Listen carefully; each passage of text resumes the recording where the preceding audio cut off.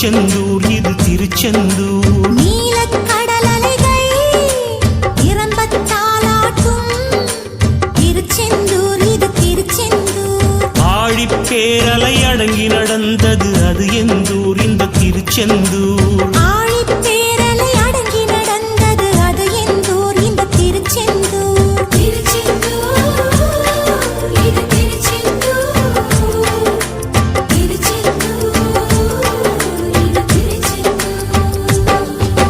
நீலக்கடல் அலைகள் நிரம்பத் தாலாட்டும் திருச்செந்தூர் இது திருச்செந்தூர்.